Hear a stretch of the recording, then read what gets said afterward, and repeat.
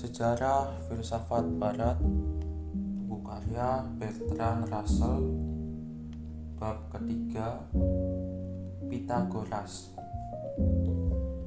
Pitagoras yang pengaruhnya terhadap zaman kuno dan modern saya jadikan pokok pembicaraan dalam bab ini.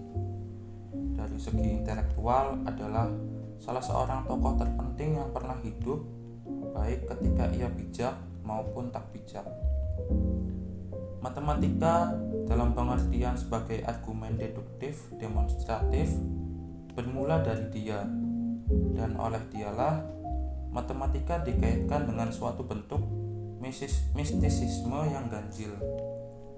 Pengaruh matematika terhadap filsafat yang sebagian adalah karena dia sejak zaman itu menjadi cukup mendalam sekaligus kurang menguntungkan.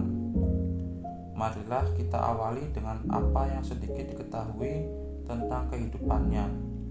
Ia adalah warga pribumi Pulau Samos dan sudah dewasa kira-kira pada tahun 532 sebelum Masehi. Beberapa kalangan menyebutkan ia adalah seorang warga terkemuka bernama Mnesarkos. Sementara kalangan lain mengatakan bahwa ia adalah anak dewa Apollo. Saya persilahkan para pembaca untuk memilih di antara dua alternatif ini.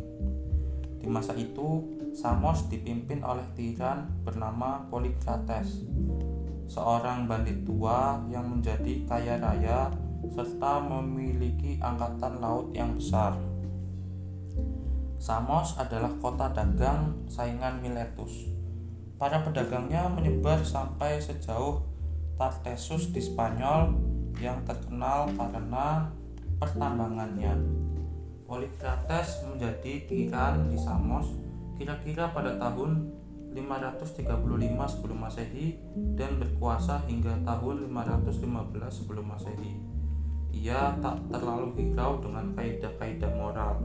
Ia bunuh dua saudaranya yang semula bekerja sama dengan dia memimpin tirani, dan ia gunakan angkatan lautnya terutama untuk merompak. Ia diuntungkan oleh fakta bahwa Miletus akhirnya takluk kepada Persia. Untuk mencegah ekspansi orang Persia ke wilayah barat yang lebih jauh, ia bersekutu dengan Amasis, raja Mesir. Namun ketika Kambises, raja Persia, mengarahkan seluruh kekuatannya untuk menaklukkan Mesir, Polycrates melihat bahwa tampaknya Persia bakal unggul dan ia segera berpindah kubu. Ia kirimkan bala tentara yang terdiri dari lawan-lawan politiknya untuk menggempur Mesir, namun rombongan itu memberontak dan kembali ke Samos untuk menyerang dia. Tetapi Polycrates dapat mengalahkan mereka, meski pada akhirnya ia terguling juga berkat suatu muslihat yang bisa memperdayakan wataknya yang rakus. Penguasa Persia di Sardes berpura-pura mengatakan bahwa ia berniat memberontak Maharaja dan sanggup memberi imbalan besar jika Polycrates bersedia membantu. Sehingga karena inilah Polycrates lantas pergi ke Sardes untuk menundingkannya. Namun ternyata ia ditangkap dan disalib. Polycrates adalah seorang penyantun seni dan ia menghiasi kota Samos dengan bangunan-bangunan publik yang indah. Anak Kreon adalah penyair istananya. Akan tetapi Pitagoras tak menyukai pemerintahannya, sehingga ia pun hengkang dari Samos. Dikisahkan, dan memang bukan mustahil, Pitagoras mengunjungi Mesir dan banyak belajar untuk memperluas wawasannya di situ.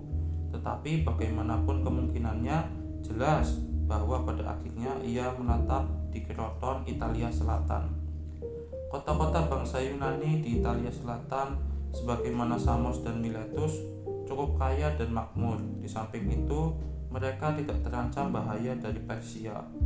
Dua kota yang terbesar adalah Sybaris dan Kroton. Sybaris ketika itu terkenal karena kemegahannya. Dalam masa-masa yang terbaik, menurut Diodorus penduduknya mencapai 300.000 jiwa. Meski ini tentunya terlampau dilebih-lebihkan, luas Kroton hampir sama dengan Sybaris.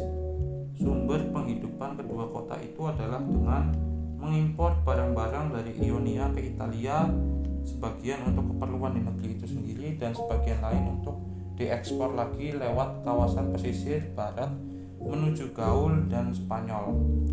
Pelbagai kota Yunani di Italia saling memerangi secara sengit. Ketika Pythagoras tiba di Kroton, kota ini baru saja dikalahkan oleh Lokri. Namun, tak lama sesudah kedatangannya, Kroton menang mutlak dalam perang melawan Sybaris yang memang menjadi hancur karenanya tahun 510 sebelum Masehi. Dalam perdagangan, Sybaris menjalin hubungan erat dengan Miletus. Kroton terkenal karena pengobatannya.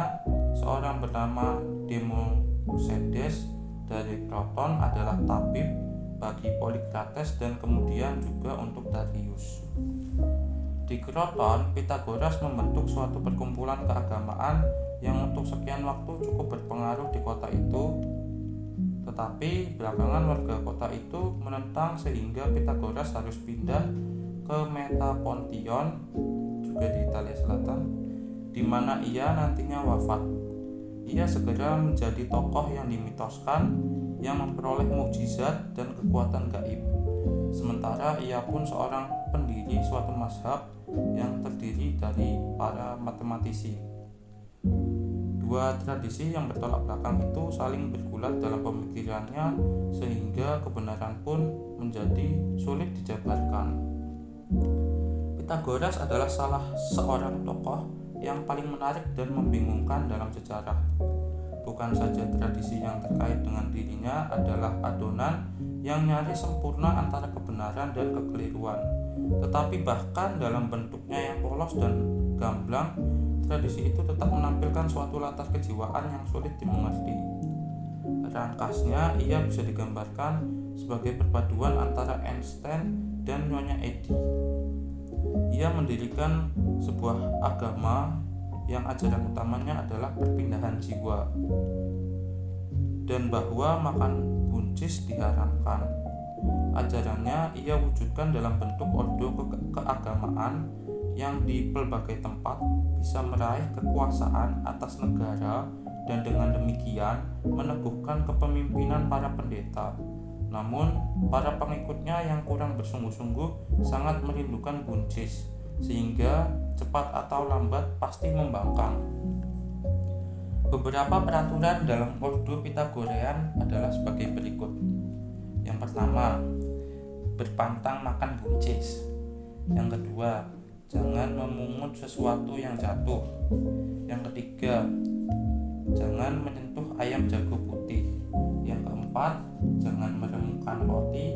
Yang kelima, jangan melangkahi palang. Yang keenam, jangan mengorek api dengan besi. Yang ketujuh, jangan makan bungkahan roti yang masih utuh. Yang kedelapan, jangan memetik karangan bunga. Yang kesembilan, jangan menduduki takaran kuart. Yang kesepuluh, jangan makan jantung. Yang kesebelas, jangan berjalan kaki di jalan raya. Yang kedua-belas, jangan membiarkan burung walet bersarang di atap rumah. Yang ke-13, jika mengangkat periuk dari perapian, jangan sampai ada bekasnya di atas abu sehingga abu harus dikorek. Yang ke-14, jangan melihat cermin di samping cahaya. Yang ke-15, barang siapa bangun tidur, gulunglah alas tidurmu dan hilangkan bekas badanmu di situ. Semua petuah tersebut berasal dari konsepsi-konsepsi tabu primitif. Comfort from Religion to Philosophy mengemukakan bahwa menurut pendapatnya, mazhab Pythagoras merupakan arus utama tradisi mistik yang kita anggap bertentangan dengan kecenderungan ilmiah. Ia menilai Parmenides yang ia sebut penemu ilmu logika sebagai seorang penerus Pythagoreanisme, dan Plato sendiri pun menemukan dalam filsafat Italia itu sumber utama inspirasinya. Menurutnya, Pythagoreanisme adalah suatu gerakan pembaharuan atas orfisme, sementara orfisme adalah gerakan pembaharuan atas kepercayaan yang memuja Dionysos. pertentangan antara yang rasional dan yang mistis yang berlangsung di sepanjang sejarah pertama-tama muncul di kalangan bangsa Yunani sebagai pertentangan antara dewa-dewi Olympus dengan dewa-dewi yang dipuja oleh kaum yang kurang beradab, yang memiliki kaitan lebih erat dengan kepercayaan-kepercayaan primitif sebagaimana diungkap oleh para antropolog. Di dalam pemilahan ini, Pythagoras berada di pihak mistisisme. Kendati pun mistisismenya mengandung ciri intelektual yang ganjil, ia mengaku dirinya sendiri sebagai tokoh setengah dewa. Dan konon pernah mengatakan, ada manusia dan ada dewa, dan ada pula orang-orang seperti Pythagoras. Semua sistem yang ia ilhami menurut Comfort cenderung bercorak adi duniawi, menempatkan semua nilai ke dalam persatuan gaib dengan Tuhan, dan mengutuk dunia yang kasat mata ini sebagai kepalsuan dan khayalan, suatu medium keruh di mana berkas-berkas cahaya surgawi terhalang dan mengapur di tengah halimun dan kegelapan. Di Kaikos mengutarakan bahwa Pythagoras mengajarkan, pertama, bahwa jika terdapat mati dan bahwa jiwa tak dapat mati dan bahwa jiwa itu berubah menjadi jenis-jenis makhluk hidup lain, kemudian bahwa apapun yang bereksistensi dilahirkan kembali menurut perputaran siklus tertentu sehingga tak ada sesuatu pun yang benar-benar baru, dan bahwa segala sesuatu yang dilahirkan dengan disertai kehidupan di dalamnya harus dianggap berasal dari satu sumber. Disebutkan bahwa Pythagoras seperti Santo Francis pun memberikan khotbah kepada binatang. Dalam perkumpulan yang ia dirikan, laki-laki maupun perempuan memperoleh perlakuan sama. Barang-barang menjadi milik bersama dan menjadi cara hidup yang sama. Bahkan penemuan-penemuan ilmiah dan matematis dianggap sebagai karya kolektif, dan dari segi mistik merupakan karya Pythagoras. Bahkan sekalipun ia telah wafat, Hippasos dari Metapontion yang melanggar peraturan ini mengalami kecelakaan kapal dikarenakan murka dewata atas perbuatannya yang durhaka. Tetapi, apa hubungan semua itu dengan matematika? Yang mengaitkan semua hal tadi dengan matematika adalah suatu etika yang memuliakan kehidupan kontemplatif. Burnett meringkaskan etika ini sebagai berikut. Kita adalah orang-orang asing di dunia ini, dan tubuh adalah kuburan bagi jiwa. Akan tetapi tak seyogianya kita mencoba membebaskan diri dengan jalan bunuh diri, sebab kita adalah milik Tuhan yang merupakan gembala kita, dan tanpa perintahnya kita tak berhak untuk bebas. Dalam hidup ini ada 3 jenis manusia, sebagaimana ada 3 macam khalayak yang mengunjungi pertandingan olimpiade. Kelas terendah terdiri dari mereka yang datang untuk membeli dan menjual. Kelas di atasnya adalah mereka yang bertanding, namun yang terbaik di antara semuanya adalah mereka yang datang hanya untuk menonton. Penyucian tertinggi di antara semuanya dengan demikian adalah ilmu pengetahuan yang bebas dari pamrih. Dan manusia yang mengabdikan diri pada bidang itulah, yakni seorang filsuf sejati, yang paling berhasil membebaskan dirinya dari jentera kelahiran. Perubahan makna kata-kata seringkali amat penting artinya. Saya sudah berbicara tentang istilah orgi. Sekarang saya ingin menyinggung seistilah teori. Pada mulanya ini adalah suatu istilah orgis yang ditafsirkan Comfort sebagai kontemplasi simpatik yang penuh gairah. Dalam pengertian ini, menurutnya, penonton identik dengan Tuhan yang menderita, mati dalam kematiannya, dan bangkit kembali dalam kelahirannya yang baru. Sedangkan bagi Pythagoras, kontemplasi simpatik yang penuh gairah itu bersifat intelektual dan diwujudkan dalam pengetahuan matematis. Berdasarkan pemahaman ini, lewat Pythagoreanisme, lambat laun, teori memperoleh maknanya yang modern. Namun bagi siapapun yang diilhami oleh pandangan Pythagoras, pengertian itu tetap mengandung unsur pewahyuan yang sifatnya ekstasis. Bagi mereka yang tak banyak dan kurang bersungguh-sungguh mempelajari matematika, pendapat itu mungkin terkesan aneh.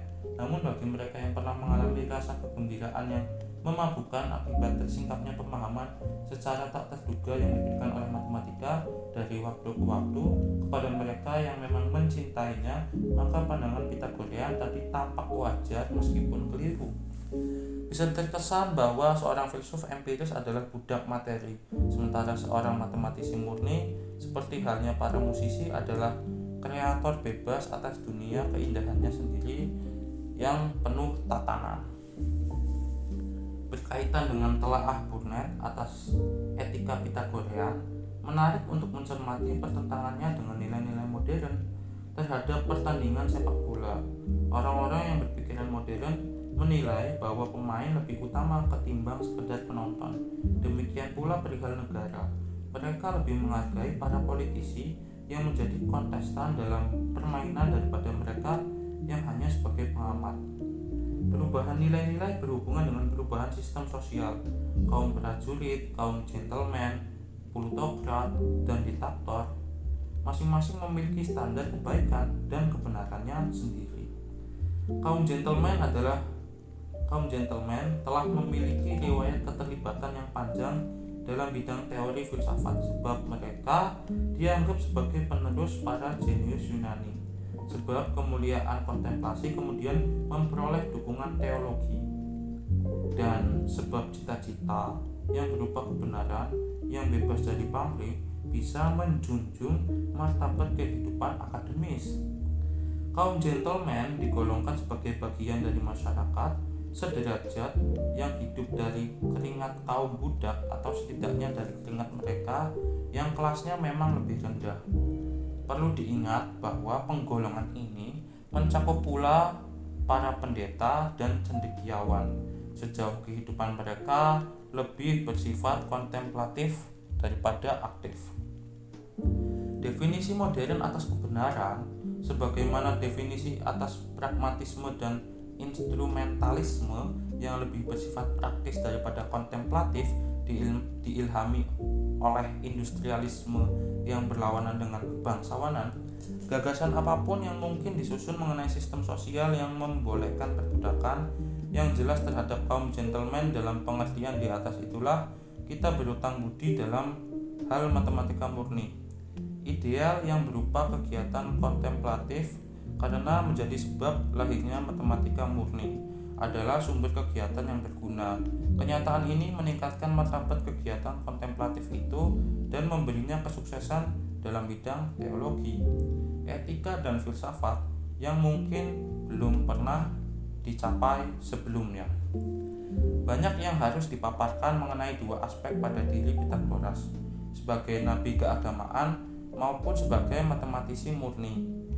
Dalam dua bidang tersebut, ia sangat berpengaruh dan berbeda dengan kesan yang ditangkap oleh pikiran modern.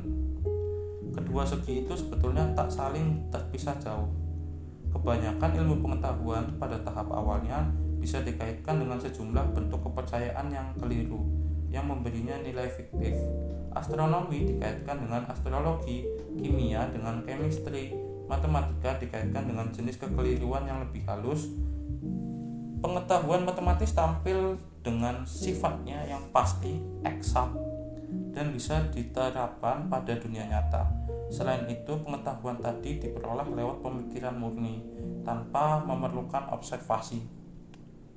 Akibatnya, matematika dianggap mewakili suatu ideal yang karena itu pengetahuan empiris sehari-hari dinilai rendah. Berdasarkan matematika, muncul anggapan bahwa pikiran lebih utama daripada indera, intuisi lebih unggul ketimbang observasi. Jika dunia indrawi tidak menunjukkan kesesuaian dengan matematika, maka yang dipersalahkan adalah dunia indrawi.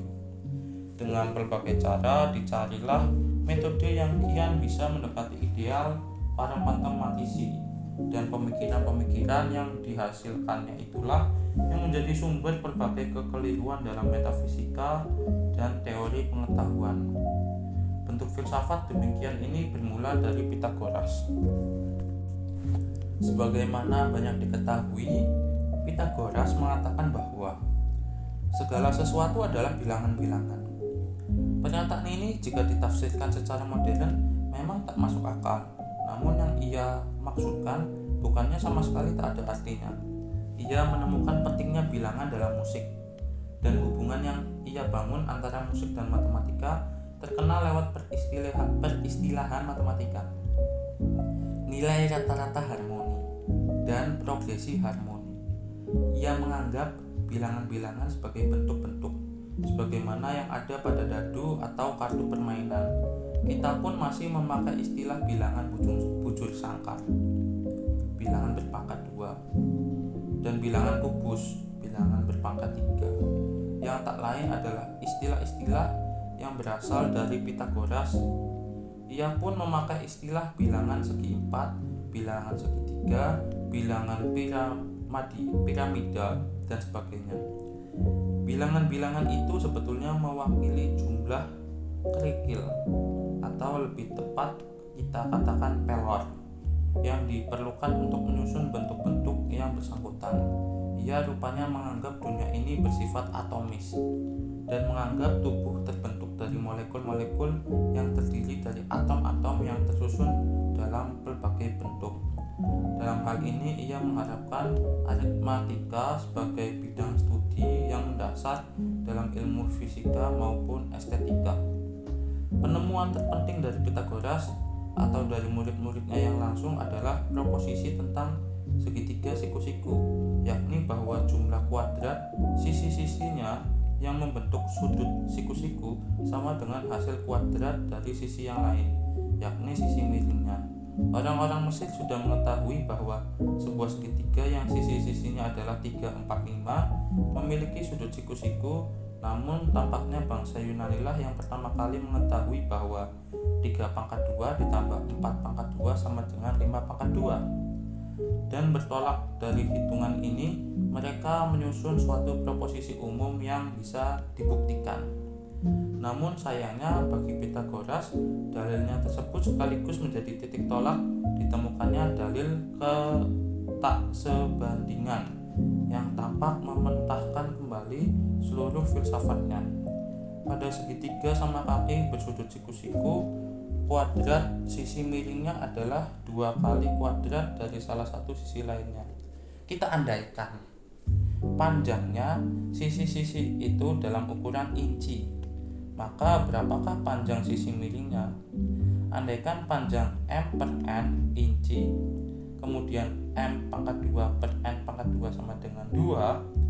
Jika M dan N memiliki faktor umum, bagilah, maka baik M maupun N pasti bilangan ganjil. Sekarang M pangkat 2 sama dengan 2N pangkat 2, maka M pangkat 2 pasti genap, sehingga M genap.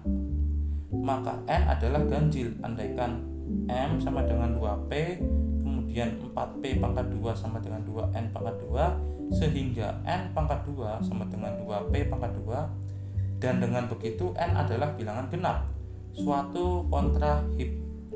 Dengan demikian tak ada pecahan M per N yang dapat menghitung sisi miring. Bukti di atas terutama terdapat pada karya Euclid, buku X. Argumen tersebut membuktikan bahwa apapun satuan ukuran panjang yang kita pakai, ada ukuran panjang yang tidak menunjukkan hubungan numerik yang pasti dengan satu ukurannya. Dalam arti tak ada dua bilangan bulat Mn tertentu sehingga M dikalikan panjang yang bersangkutan sama dengan N dikalikan satuan ukurannya. Hal ini membuat para matematisi Yunani yakin bahwa geometri harus disusun terpisah dari aritmetika. Terdapat bagian-bagian dalam dialog Plato yang membuktikan bahwa penanganan geometri secara terpisah memang telah berlaku pada zaman itu. Ini kemudian disempurnakan oleh Euclid. Dalam buku 2, Euclid membuktikan secara geometris berbagai hal yang lazimnya kita buktikan dengan aljabar, seperti A plus B kali 2 sama dengan A kuadrat plus 2AB plus B pangkat 2. Ini dikarenakan adanya masalah ketaksebandingan sehingga ia menilai perlunya pembuktian secara geometris. Pertimbangan ini berlaku pula pada pembahasannya mengenai perbandingan dalam buku 5 dan 4. Secara keseluruhan sistemnya cukup bagus dan mampu mengantisipasi sikap ketat para matematisi abad ke-19, disebabkan tiadanya teori aritmetika yang memadai mengenai ketersebandingan. Metode Euclid merupakan metode terbaik yang dimungkinkan dalam geometri, ketika Descartes memperkenalkan geometri koordinat, yang berarti menjadikan aritmetika kembali unggul. Ia menduga adanya kemungkinan solusi bagi problem ketersebandingan, kendati pun saat itu belum ditemukan solusi sebagaimana diharapkan. Pengaruh geometri terhadap filsafat dan metode ilmiah cukup mendalam. Geometri yang diciptakan oleh bangsa Yunani berangkat dari aksioma-aksioma yang atau dianggap sebagai jelas dengan sendirinya, dan melalui penalaran deduktif terus melangkah sampai ke teorema-teorema yang jauh dari sifat jelas dengan sendirinya. Aksioma dan teorema dianggap bisa berlaku dalam ruang nyata, yakni sesuatu yang ada dalam pengalaman. Kemudian muncul kemungkinan untuk menemukan berbagai hal mengenai dunia nyata dengan pertama-tama menemukan apa yang memang bersifat jelas dengan sendirinya dan kemudian dilakukan deduksi. Pandangan ini mempengaruhi Plato dan Kant dan sebagian besar filsuf yang muncul di antara kedua tokoh itu. Ketika proklamasi kemerdekaan menyatakan, kita menganggap kebenaran ini jelas dengan sendirinya. Pernyataan itu sesungguhnya mendasarkan diri pada pandangan Euclid. Doktrin tentang hak-hak alamiah abad ke-18 sebetulnya adalah upaya menemukan aksioma-aksioma Euclidean dalam bidang politik. Bentuk prinsipia karya Newton, di samping materinya yang memang empiris, secara keseluruhan didominasi oleh pandangan Euclid. Teologi dalam bentuknya yang eksak dan skolastik mengambil gayanya dari sumber yang sama.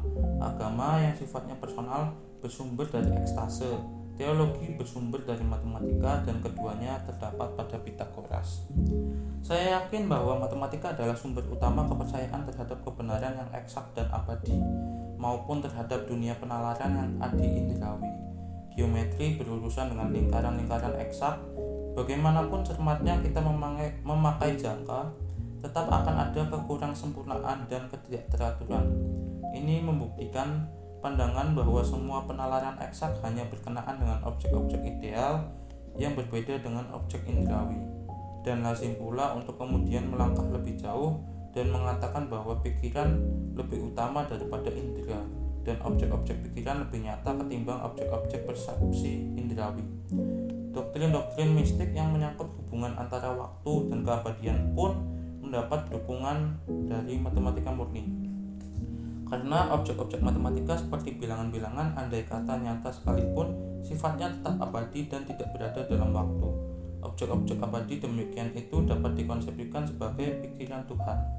Maka demikianlah muncul doktrin Plato bahwa Tuhan adalah ahli geometri, dan keyakinan Sir James Jean bahwa dia penggemar aritmetika.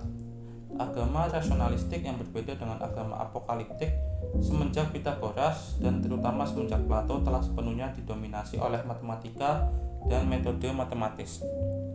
Kombinasi matematika dan teologi yang bermula dari Pitagoras telah menanamkan ciri pada filsafat yang bercorak religius di Yunani di abad pertengahan dan di zaman modern, hingga Kant. Orpisme sebelum Pitagoras padan dengan agama-agama misteri Asiatik. Tetapi pada Plato, Santo Agustinus, Thomas Aquinas, Descartes, Spinoza, dan Kant terjadilah perpaduan yang mendalam antara agama dan penalaran, antara aspirasi moral dan sikap logika yang memuliakan segala yang baka, yang semua itu bersumber dari Pitagoras, dan dengan demikian membedakan teologi Eropa yang mengalami intelektualisasi itu dengan mistisisme Asia yang lebih lugas. Baru akhir-akhir ini saja terbuka kemungkinan untuk mengungkapkan dengan jelas di manakah Pitagoras telah keliru. Sulit bagi saya untuk mengetahui adakah tokoh lain yang memiliki pengaruh sebesar dia dalam kancah pemikiran. Saya katakan demikian karena apa yang tampak sebagai Platonisme, jika dianalisis, pada intinya adalah Pitagoreanisme juga. Semua konsepsi tentang suatu dunia yang kekal, yang menampilkan diri lewat intelek dan tidak lewat indera, bersumber dari dia. Namun tentu saja Pitagoras belum menyangka bahwa nantinya orang-orang Kristen akan memikirkan Kristus sebagai firman, dan dia belum pula memperkirakan bahwa nantinya para teolog akan berupaya menemukan bukti-bukti logis tentang keberadaan Tuhan dan immortalitas. Pada Pitagoras semua itu baru bersifat implisit. Bagaimanakah hal tersebut kemudian menjadi eksplisit akan menjadi jelas dalam wacana selanjutnya.